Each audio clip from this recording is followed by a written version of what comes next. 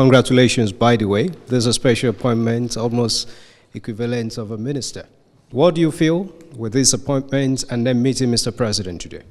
Well, it's quite pleasing. It's a privilege for both myself and my DG, who is also here, to have this huge responsibility to manage the emotions, I think, and the happiness of Nigerians. So we have over 200 Nigerians that are looking up to us to perform, so that they can be happy, so that they can have the excitement and the productivity that comes with having the sports running very well. So it's quite exciting, and but it's a good burden. It's a very big burden, which we have to make sure we deliver, because from the response we can see everybody in Nigeria believes in what we are doing. Everybody in Nigeria thank Mr. President and agree with him that this is one appointment or 3 appointments that he has got very, very correctly. So we are condemned to make sure that we deliver much more than expected. Yes, we just have a first brief with Mr. President. The purpose is to brief him on the work we have done so far since the commission has come, and then also make suggestions and proposals of the steps that we need to be taken to perfect the vision and the objectives. Number 1, which is clearly to work to create a sports economy in Nigeria, is one of the vision of Mr. President. And then have a proper sport development on ground. Then we can go to the level of winning medals and laurels. Also, we discussed the issue of our World Cup qualification, the issue of the promises to the Super Eagles that has been made, that has to be delivered so that they can get motivated to do that. We have agreed on some strategies to see how we can support and collaborate with the NFF to push to see how we can qualify to the World Cup. We also submitted, discussed a clear framework and details of how to activate the sports economy in Nigeria and what steps need to be taken, what kind of legislation need to be put in place, and what kind of engagement the government would do, and what kind of engagement the private sector would do. So it's just one of first of many conversation, because as you're aware, the Sports Commission reports directly to the desk of the President. So we will be regular visitors here to make sure that we put the Mr. President on, in the loop exactly what we are doing and what support we need and what intervention we need to get things done. We'll also discuss the issue of a National Sports Festival as well, which is also something that is on the burner. It's our own local Olympics. So which we're going to have about 15,000 athletes across the country that will converge in Ogun State to get things done. So it's a wide range of conversation. We cannot thank Mr. President enough for giving us this time to sit down and analyze and discuss this, and it's a very, very engaging meeting. Mr. President is well in the loop of what is happening in the sport industry in this country, beyond what people think.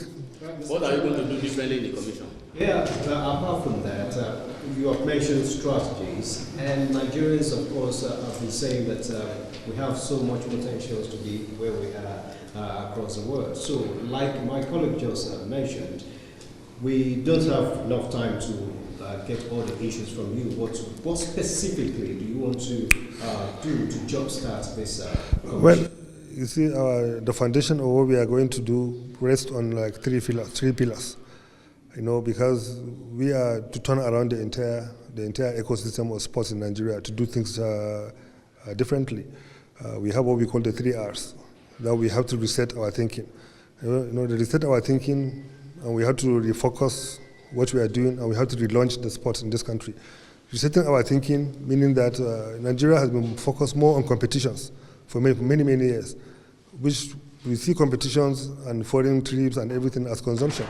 We have to go back to development, which is production. We have to make sure that the internal ecosystem of sports work.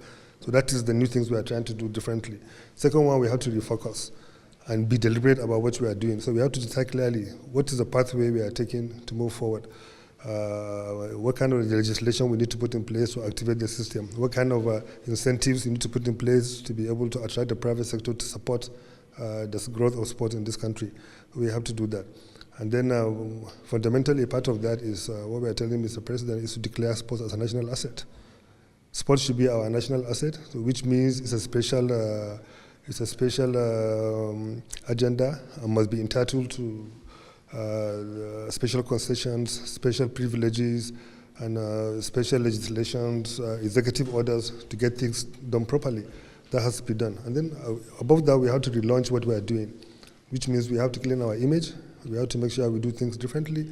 We have to be positive at all times so that we can get the entire country, the same way people in the entire country accepted the appointments of 3 of us into run these sports in this country and are supporting this, aligning to the vision. So the same thing we want as we are doing the reforms and setting the frameworks, people should also key in behind us and support what we are doing. At the end of the day, the final outcome will be very, very special.